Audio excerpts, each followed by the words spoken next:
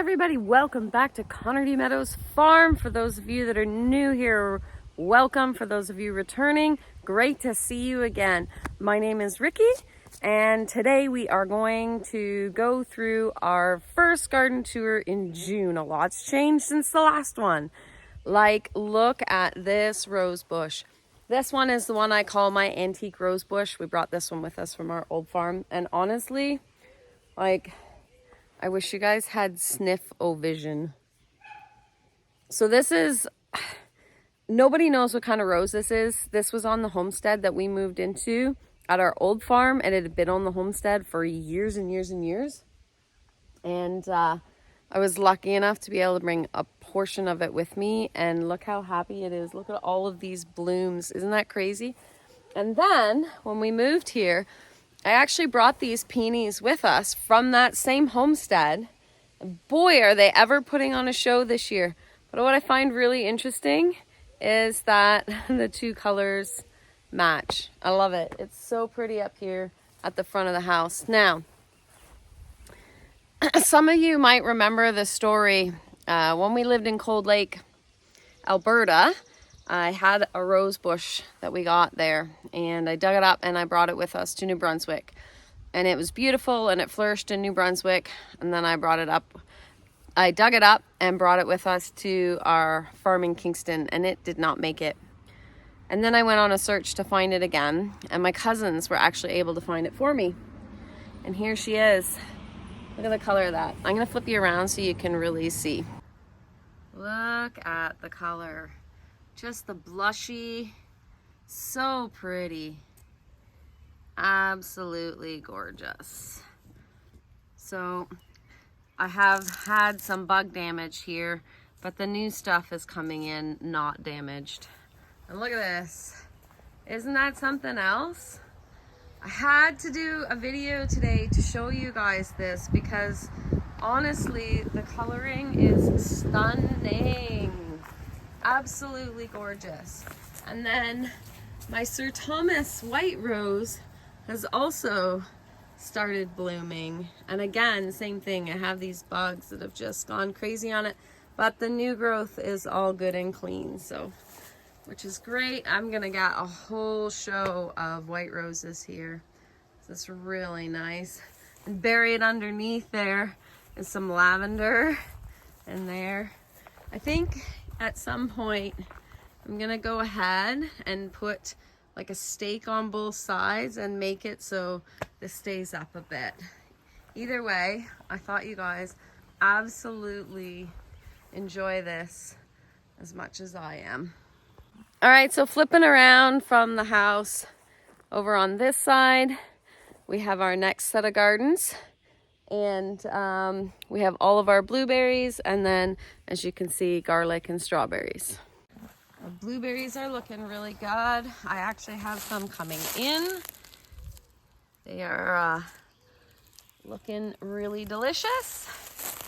This is one of the ones I planted on a video. It's a high bush one. And this is the boxwood style one. And it is a short one. Now I've had a spider kind of take over and kind of web it up. I'm just leaving it for now. Apple tree, she's doing really good, growing lots of new growth. This one has some berries on it. This is a plum tree. I think this is the Canadian, hang on here. Oh, sorry, that's the American hybrid. So then that one is the Canadian plum. And then I have another blueberry here. I'm just gonna slowly pan you around so you don't get seasick. Look at all these strawberries coming in. So many of them. They're looking good. But I just can't get over how happy these look. Now this is actually one that came with us from our old farm. I dug it up and I brought it here. This is the first year that it's actually really flourished, so I'm pretty happy about that. This is one of those $2 ones that are on clearance last year. This one I dug up and brought with us as well, and it is absolutely loaded. So I am gonna definitely have to net this because the birds are gonna enjoy them other ways. And this is another one of the ones that I got for $2. This is one I brought with us. And again, all the berries on it. This is a $2 one I got on clearance. And look at those berries.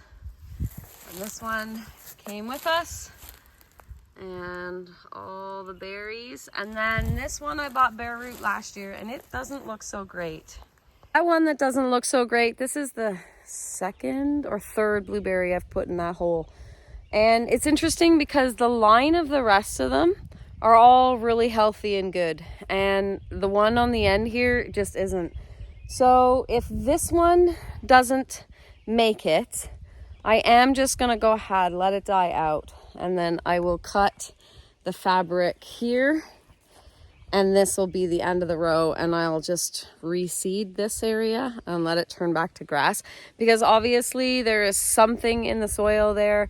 Even though I've treated it no different than the rest of it, it's just not happy. So we'll just see what happens for this season, and then if it doesn't come back next season, I'm just gonna go ahead and let it go. I'll flip you around. Here's the garlic bed. It's looking really good. I've had some of that moth. There's a specific moth that targets garlic, and I've had some damage from it. I've come in and I've squished, and I will be BTing, but it's gonna rain tomorrow, so I'm not gonna BT until after the rain. The scapes are starting to come along. Now this is elephant garlic. I've never grown it before, so that's a first for me.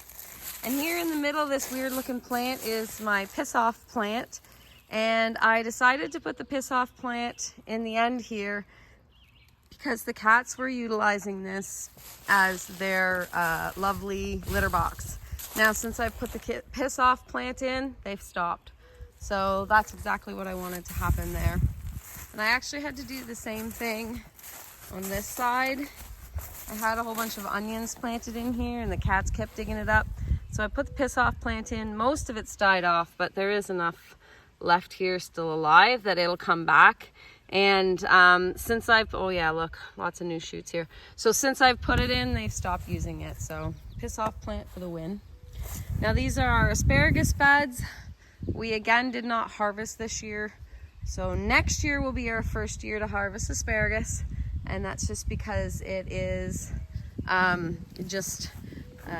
you know, newly planted. But the strawberries are coming along really, really well with the asparagus. And I'm really happy. Like, look at the size of these leaves. They are so happy. I think that we are going to get some pretty good size strawberries when they do come ripe. I still can't get over the size of these leaves though. These guys are so happy. It's quite lovely to see. Pretty happy with that. And the asparagus is looking really good too. The snowballs had put on quite the show. They're kind of at the end now, starting to fall off. They are very beautiful and they were in full display. But we got lots of new growth coming on, so that's nice. We got our lovely free water for the birds, and they're loving it. In fact, the cats come up here and drink as well.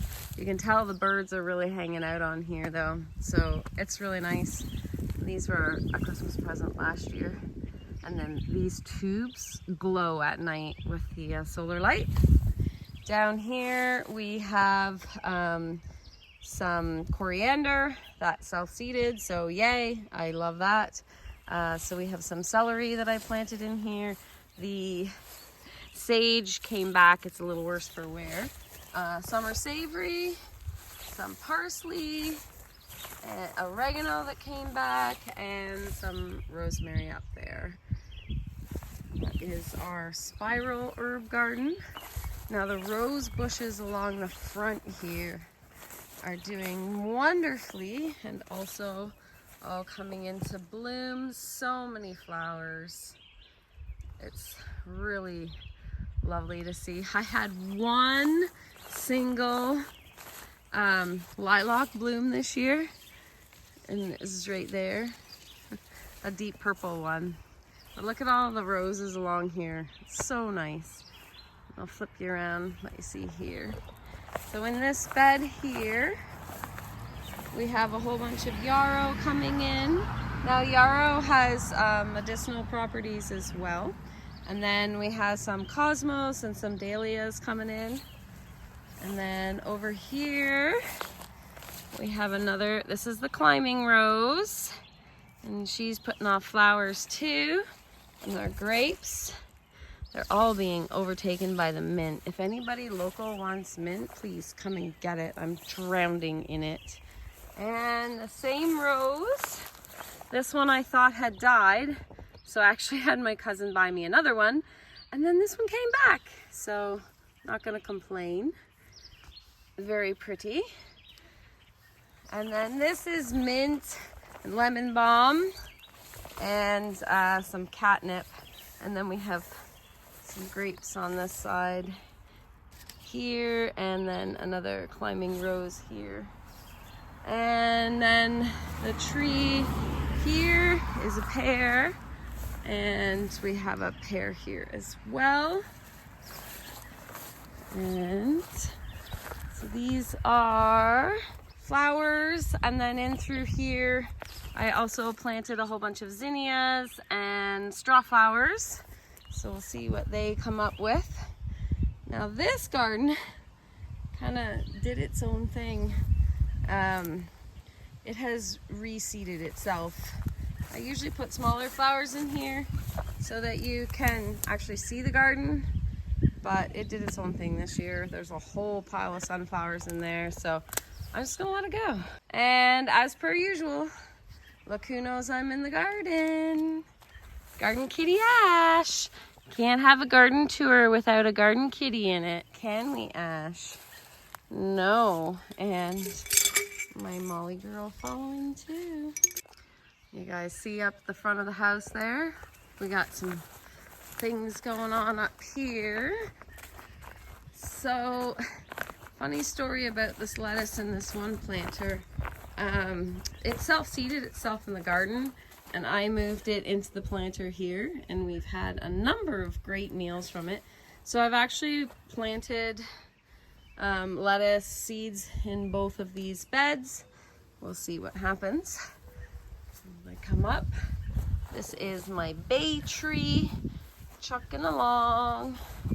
Got some lemongrass and some thyme that's all come back, looking really good. And then chamomile came back. It's looking good. He just can't leave me alone. And the front flower garden here. I have a lemon balm in here. And then this will hopefully come into nice bright orange echinacea. I'll just let you see. I've got a whole bunch of different stuff in here. Half of it I don't even know what it is because my neighbor helped me. I know that that's sedum. And this is a Rose of Sharon. It's doing pretty good. I have some creeping thyme here that I planted. And I have some anise hyssop that I planted that I hope takes. And then it'll just do its own thing. These lamb's ears came with us from our old farm. And they're really happy here. And Johnny Jumpers, you're so cute. Oh, now I got 2 garden kitties. And a few other things there. And then we'll head over in that direction. I don't know where you guys are all gardening from, but here in Ontario, we are really behind this season. We've had lots of cold weather, like frost really late, later than normal. So we haven't been able to put the garden out as early as I normally would, but it's all in. I finished doing the peppers yesterday. So you'll see here in this row, this is all sweet peppers. And then in the row behind, in those pots back there, those ones are all hot peppers. Now, the reason why here I put our peppers in pots is because that's the only way to get them hot enough. It doesn't get hot enough otherwise. They just don't do very well. They won't produce if their roots don't get hot enough. So keeping them in pots is a great way to help. But the other thing that means then is at the end of the season, when we're getting frost and stuff, I can actually take the pots and put them in the shed overnight when we're gonna get like cooler weather. And that tends to extend my season by a smidgen. Someday, I hope to have a greenhouse. We've already started collecting windows and stuff to make the greenhouse. We just haven't done it yet. And it's gonna be really hard to continue the tour with a cat in my arms, but I'll do my best. Okay, so like I said, this row directly behind me, this is all sweet peppers. And then on the trellis here, I have tomatoes and then a few peppers I put in the ground just for fun. I just wanna see and compare the difference. I did that the first year we moved in, and the pots and the peppers did better, but I wondered if that had something to do with the fact that we had just tilled the ground in and we hadn't amended it or added anything extra to it. And now we've been here for a few years and we've been constantly amending the soil and adding stuff. So I'm just wondering if the better soil might produce better results for those peppers. I'm gonna put this cat down because its friend is coming. So maybe I might actually get some hands-free moments here. Tomatoes in here, and these are all sweet peppers that are good for our short season here. You'll notice I have nothing on the ground yet underneath the tomatoes. That will have to be done this week. I was going to use straw, but I think I am going to go ahead and do what I do for the Haskaps. And for those of you that don't know, around the Haskaps, I use wool. So when we shear our sheep, we have a lot of extra wool. It's not good enough quality for us to take anywhere and get any money for it. So I'm constantly looking for other ways to use it on the homestead. And when I take you over to the Haskaps, if you have not seen a garden tour here before, you'll see what I mean by putting wool around stuff. So my plan is around the base of all of these tomatoes, and this is not a tomato, this is a ground cherry, but around the base of all of these, I will be putting wool. And then I'm also gonna put wool around the top of all of the pepper plants. So all of these plants back here, they're gonna get wool around them. And what that's gonna do is it's gonna help keep the moisture in so they won't dry out so quickly. Because here in these pots, they're gonna dry out a lot faster. So while they grow better in pots, they do dry out faster. So the one thing that I'm hoping I can reduce on our water consumption is by putting the wool around them. All of this is just trial and error, and hopefully you'll follow along the garden season and see how it does. And if it flops, there's always next year to try something else. All of these hot peppers are organized into groups. So we have like Ring of Fire, Fish, Cayenne, Notch of Viper, Thai, Padron, Portugal. What else do we have here? Puri Puri, Orange Habanero, Paper Lantern, Jalapeno, Early Jalapeno. So I've kind of organized them into like family groups a little bit. And then I've left a space here kind of in the middle because that's where we put our sprinkler. We don't have irrigation, so we just use a sprinkler. Now, this is and always has been my bean trellis, and I thought this year for it I'd try something different. Normally what I've done is I have arch trellises further back, and we'll get there in a minute, but normally what I've done is I've put cucumbers and stuff on the arch trellises in the raised beds, but what I found was they were drying out very quickly. But the squash and the pumpkins that I put in the garden did significantly better. So this year I wanted to try something a little bit different. And on the trellises, while there are still beans on the trellis in the middle part, On the ends, the end on the other side, I have a whole pile of melons. And then in the end on that side down there, I have cucumbers. Again, part of gardening, no matter how good of a gardener you are, is trialing new things to see what works. And sometimes it'll be a flop, and sometimes it'll be a success. And just because I have a continual success with something doesn't mean that I don't want to always push the boundaries and see what else I can do. So that's what I've done this year. While we will have beans on these trellis as per usual, we're also going to have a few other things. Here in the middle part of the garden, I know there's a lot of weeds right now, but until I can see my seedlings come up, I'm not going to bother weeding them away. So I actually have cabbage and lettuce and beets in these rows. And I was kind of laughing because I didn't actually plant a lot of tomatoes this year, but I don't think it's going to be a problem. I think the tomatoes are letting me know they want to grow in this row. Like, look at them all. This is insane how many tomatoes there are.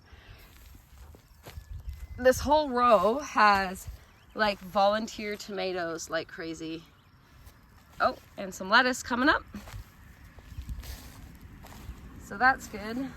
Like, obviously there was a whole tomato right here, because look at it. That's hilarious. And some lettuce.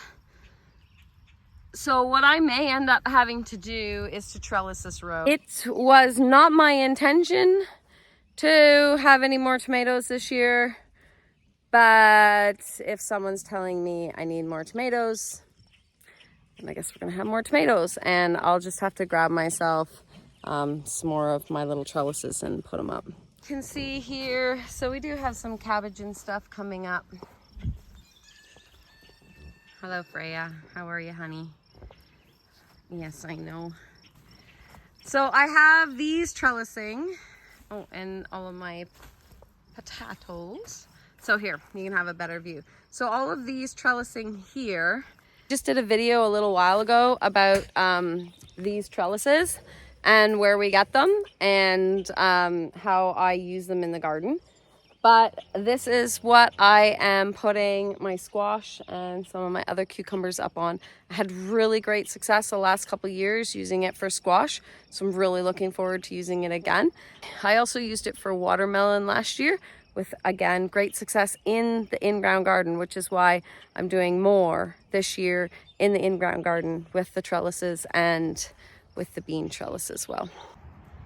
So some of the stuff germinated pretty well.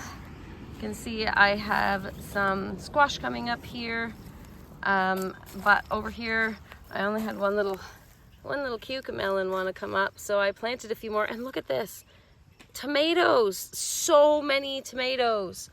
And I got another little, these ones I believe were watermelon, but they might be cucumber.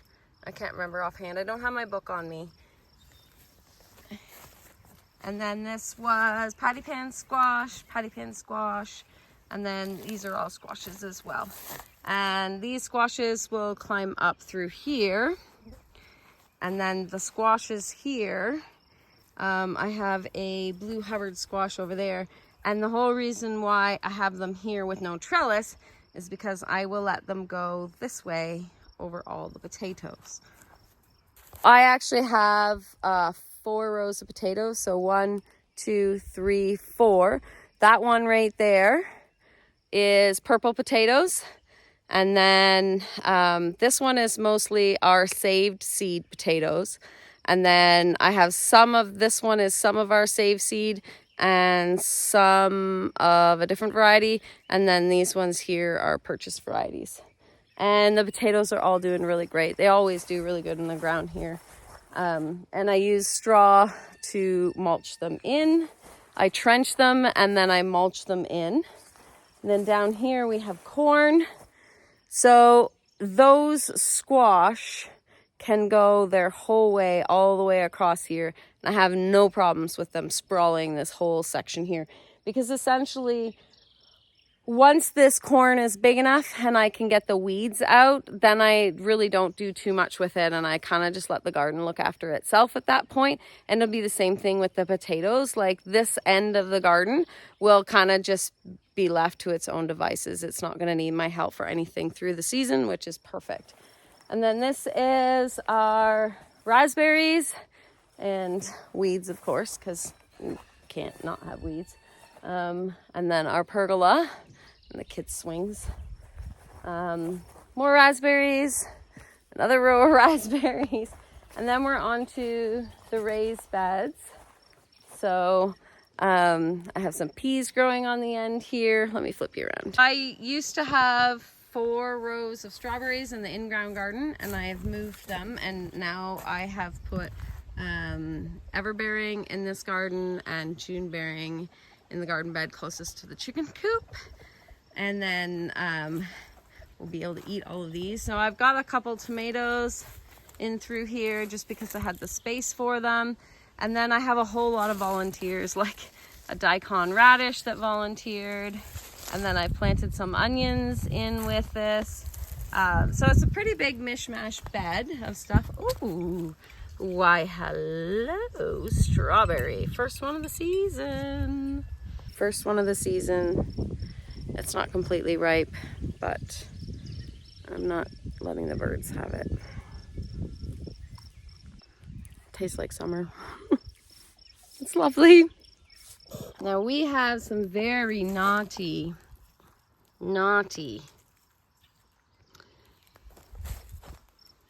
raspberries that have jumped from there, gone under the black fabric, and popped up in this garden bed. And I'm constantly ripping them out. I'm probably going to be fighting this till kingdom come. Anyway, so I got some daikon radish here. They're all popping into seed, which is okay. They self-seeded, so it's okay if they've popped into seed. I'm not going to worry about it that much. I have some celery in here. And look at my rhubarb. Isn't it looking happy? And we'll just go around the other side there. My bird bath. Peas are, oh, we're gonna get some flowers here soon.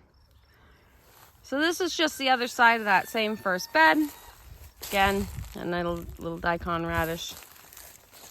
And our lettuce is looking fantastic. This is romaine. We've had a number of feeds off this, and we'll probably again tonight. So you can see, have my beans along here, and they hopefully will go up and over and meet with these beans along here. This little lettuce that I seeded and it just didn't do very well. Some more radishes, and we've got some beets, and for those of you that like to huff basil, some nice holy basil. Now we have some tomatoes in here as well. Dr. Witchies, I don't know how you say it. What we got here? Same thing. Dr. Witchies. And a weed. And some peas on the end. Oh, those guys have flowers on them. And this is dill that self-seeded from last year. This is my dill bed. And I have some dill that's kind of gone wild, and I just let it. I'm a gardener that I really have a hard time killing volunteers because they really are the strongest plants that you can get. So I had a lot of carrots that popped up in the garden, and I've just let them go because, to be honest with you, again, I let a number of carrots go to seed last year on purpose because I wanted to save the seeds. And when they overwinter and then grow on their own, they really are the strongest. So as much as I can, I will leave stuff because it's going to be a superior product because it's overwintered.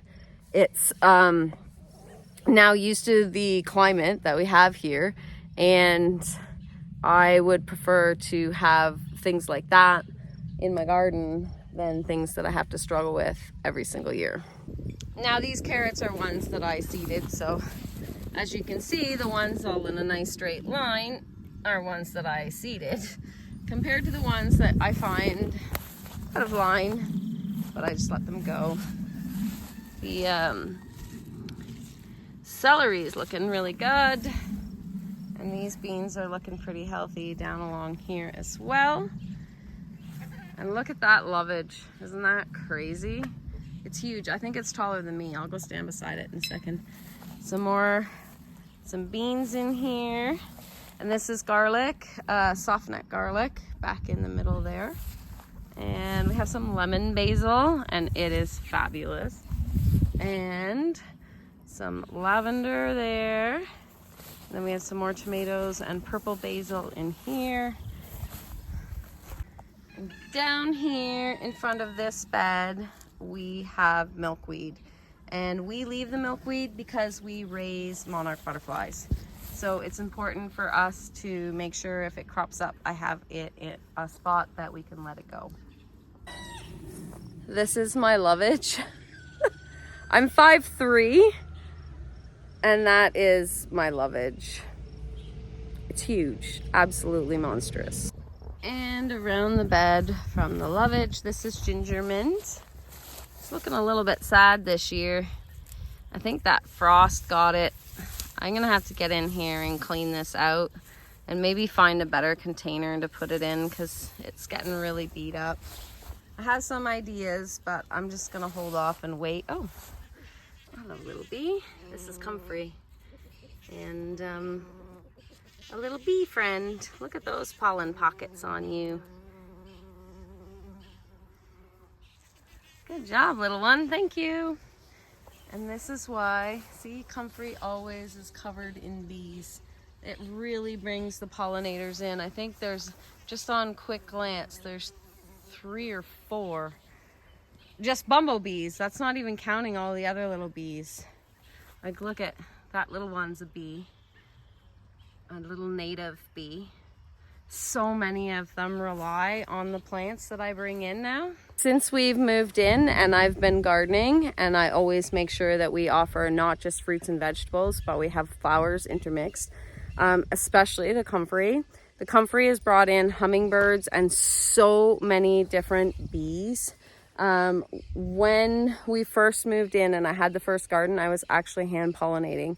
And then within a very short time after I started hand pollinating, we started seeing many, many more bees come in. And that was before we had honeybees. Now, of course, our honeybees come over. But before that point, there wasn't a lot of bees and other pollinators. And it wasn't until we really started focusing in on making sure we had not just vegetables, but flowers to go with the vegetables that we saw a huge increase in the population. In fact, last year, we had a bumblebee hive right in the garden, and I just had to make sure that I was always walking around it, and we kind of made it safe so that nothing could get in and hurt them. Because it's very important for us to live in the environment and not just take over the environment. We want to share it with the native species that are here. And the birds have really, even with 4 barn cats, who managed to keep the birds out of my garden beds for the most part. We've seen many fledgling babies. We see the adults come back every year. So it's been really rewarding for us to be able to see this population explosion of birds and native pollinators. That's really important. That means that we're doing something right here on our farm. So let me flip you around. I'll show you what's in these beds. So we got some Paul Robeson tomatoes in here, and then we've got some radish that have just wildly seeded themselves, some purple basil, and then we've got the beans down here. This is kale that I overwintered, so I left it like a stalk like this, and then from that ugly old stalk grew new stuff. And the reason I've left it is, well, 1, we've got this lovely kale to eat, but 2, I am waiting for these seed pods to get bigger, and then I will have my own seeds. I won't need to purchase any next year. So that's pretty exciting. And then over here This is strawberries, and then I've got beans along there as well. And then intermingled through the strawberries, the birds were so kind to leave me some sunflowers. I thought about yanking them out, but it might be that these strawberries could use a little bit of shade, so I'm just gonna let them go. Well, I just had a honeybee that was pollinating my strawberries, which was great to see, but she's flown off now. And our rhubarb is doing fantastic on all the beds. And then let's take a walk down to the far end of the chicken coop. I'll let you see what's going on down there. I've had some successes and some failures with the beds along the chicken coops. But overall, I'm still pretty happy with what's going on over here.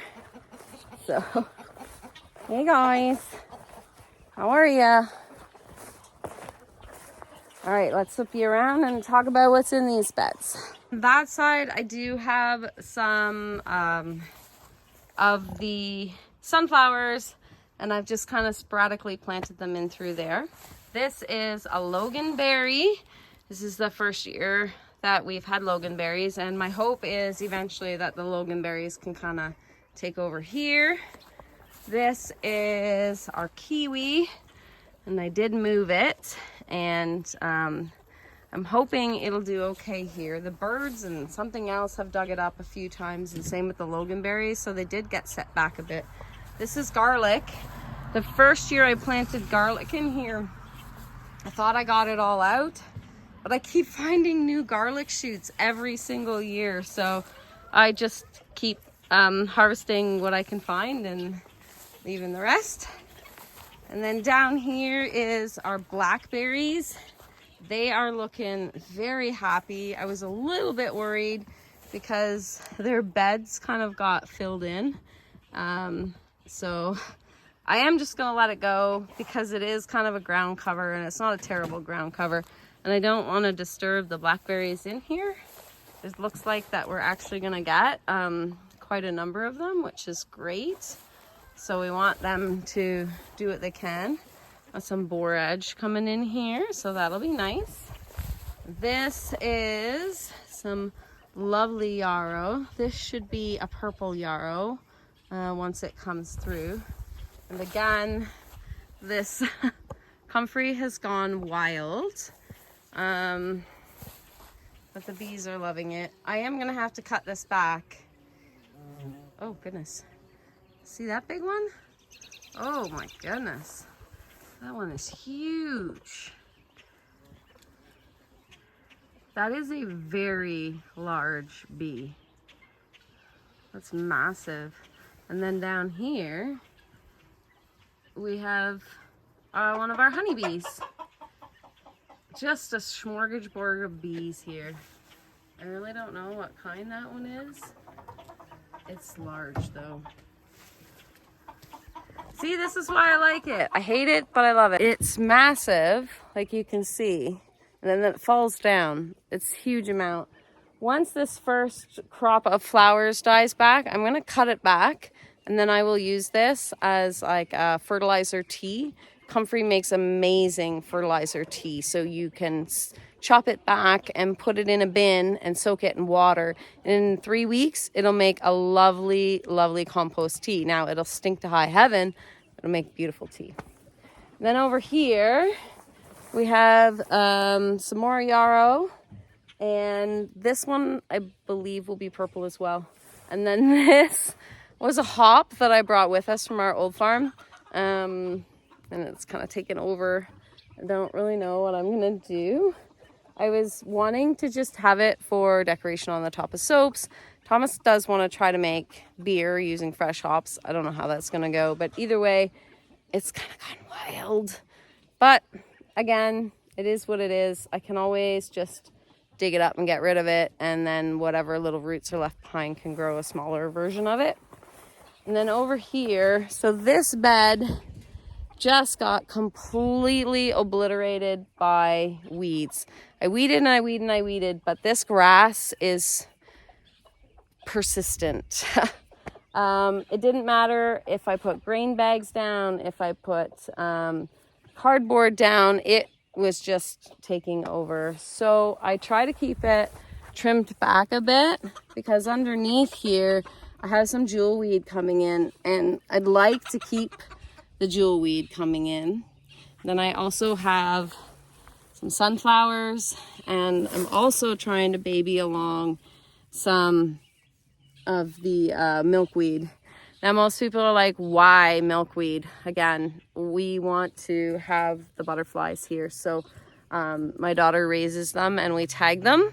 We tag and release, raise, tag and release the butterflies. Oh my goodness, my cat just cut a snake. What have you done? What do you got? Hey, what do you got? Yeah, you're a good garden kitty, but this is not a threat. This is just a gardener snake, and he's not a threat.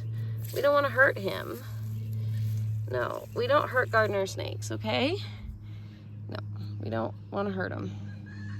It's not for you to play with. I'm gonna take this poor little thing so that the cat can't get at him and put him in the garden bed. I'm sorry. I know I took your fun away, but that is not for kitties to catch. I like the snakes, okay? Yeah, good boy. And we have apple trees and cherry trees. Since I'm here petting the cat, I might as well show you around. There's Goocher down there. And I'll take you through the rest of the orchard. But over here in this garden bed that I put the nice little snake in, who hopefully has found a place to hide. There he is. He should be all right in there. Hey? Hi, little guy. You should be okay. Down here, see, it's just completely taken over. I did plant some chamomile, and then I have the second kiwi here. Hey, Freya. He's still looking for the snake. Sorry, buddy. Can't have it. All right, so here, these are cherry trees. And then this is blueberries.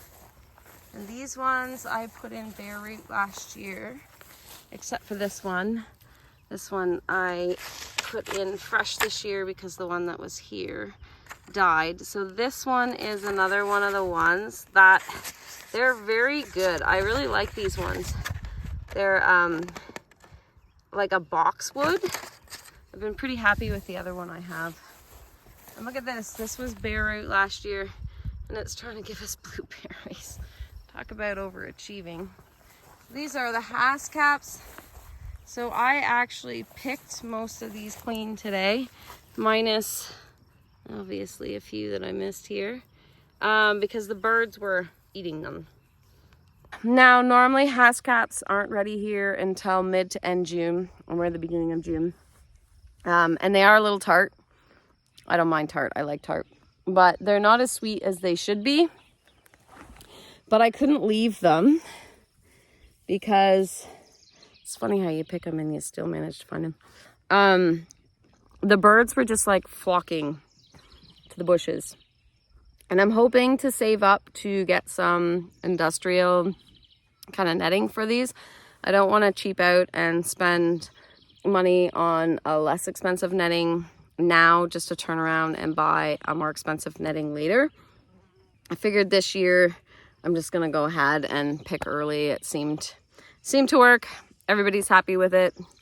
We got enough of them. I'll insert a picture here just to show you what we got from these bushes. Now remember, some of these bushes actually were bare root last year. So the fact that we still got that many berries off them is amazing. And by year 3, they will produce even more. So you can see over here, I have a number of them here. And this is the one that died last year. And I had to replace this spring. And you can see It's very easy to see the difference. When you look at it, you can see the new growth because it's like this bright green versus the darker green. So it's obviously happy, even though I planted it really not that long ago, maybe a couple weeks ago now. So it's pretty happy. And I'm glad to see that. It didn't obviously give us any fruit this year, but that's okay. I don't expect it to, but next year it should. I'll flip you around and I'll show you what they all look like. So you can see now this one, there's still a lot of green fruit on this. So, you know, in another couple weeks, I'm gonna get some more fruit. But for now, I've picked everything that's ready.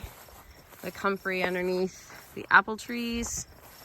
And these apple trees have been absolutely destroyed by some kind of worm. And I did not get BT on it because it kept calling for rain. And tomorrow we're supposed to get rain again, which I'm absolutely thankful for. But it just means I can't put PT on, hopefully after tomorrow. So you can see here. Oh, and you see, I pick and I still manage to miss some. So, look at that. Now, they aren't usually always this small, but hey, Leto. These ones are a little bit smaller. These bushes gave bigger berries. I think these ones were tundra, and these ones were berry blue. And the berry blue gave very tiny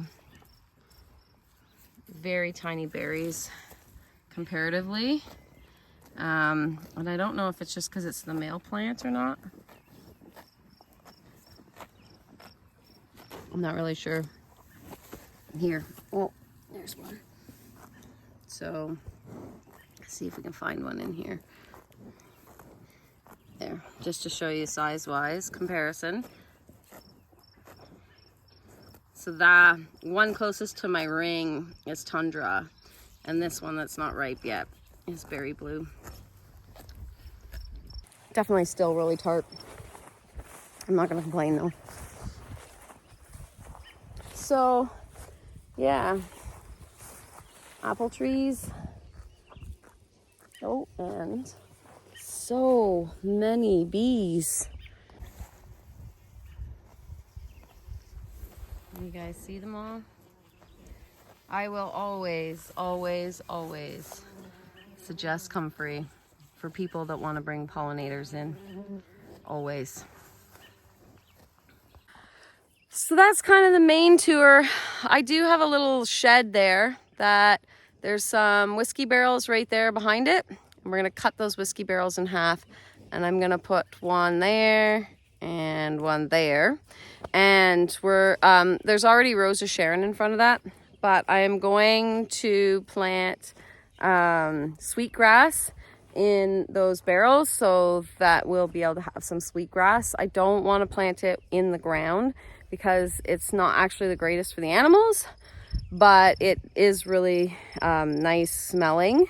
So I wanted to make sure I had some, and I'm just gonna put it there where it can kind of be contained.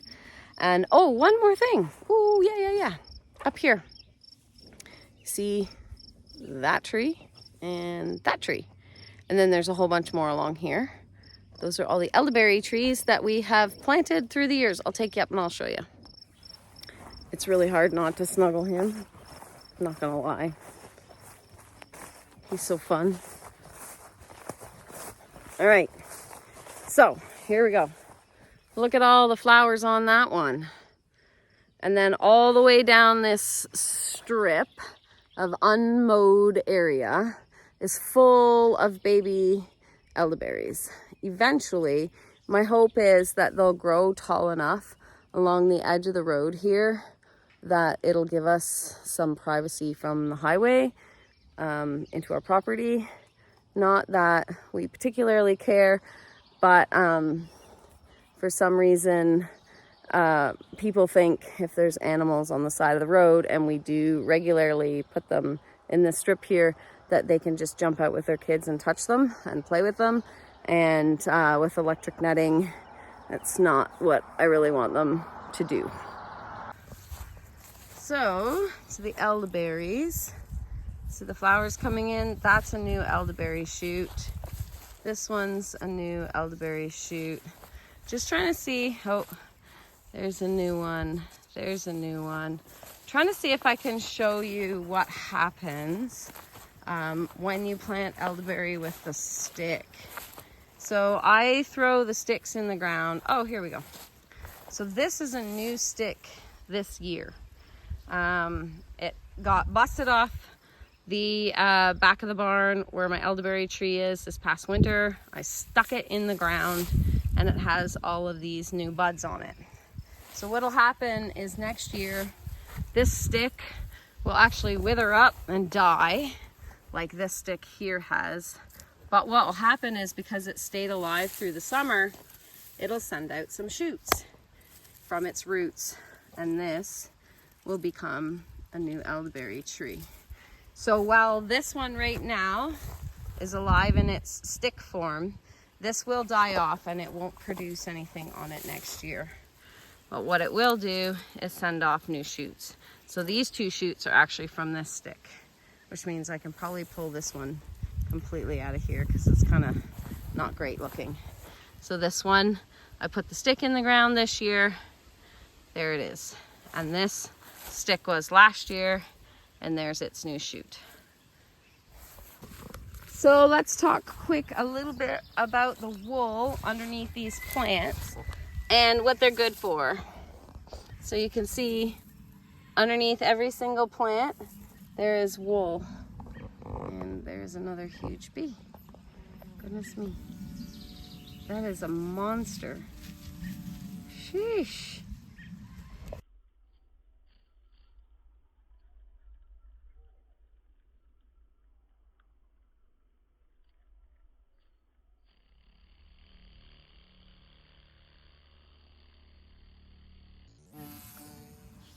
What good does the wool do underneath these plants? Well, first off, as you can see, I have fabric barrier down. And I have fabric barrier down because originally, at one point, this was a hayfield.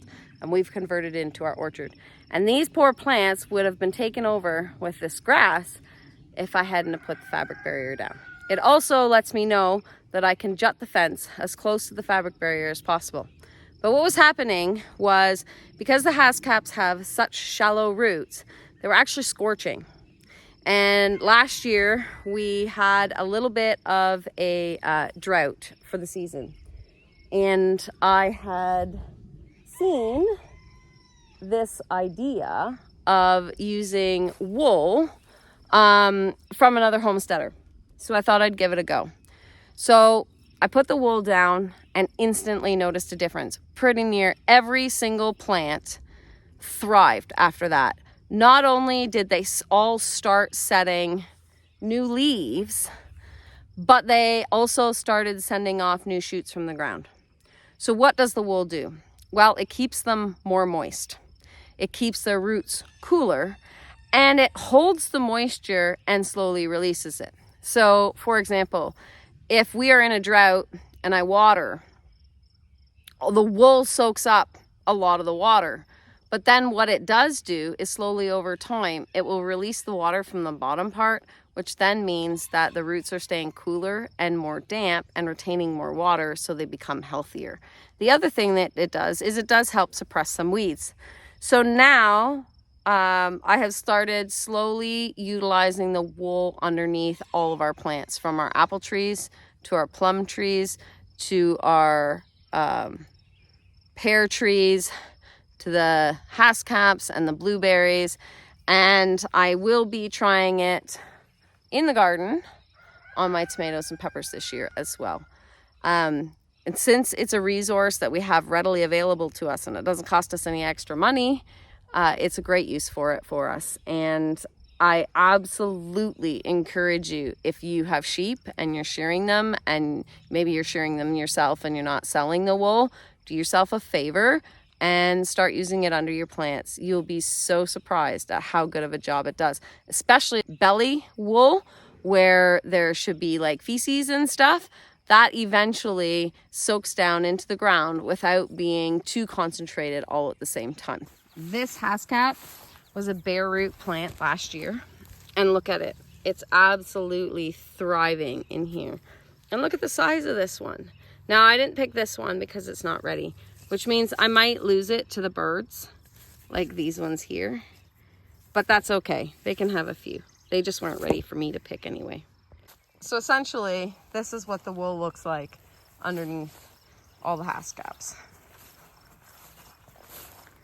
And you can see all the new growth. Oh, and look at that, I missed one. Huh, snack for me then. And this is one that the bird enjoyed. Now that one was delicious. Haskap ground berries means that they're ripe. When they fall on the ground like that, it means that they're ripe.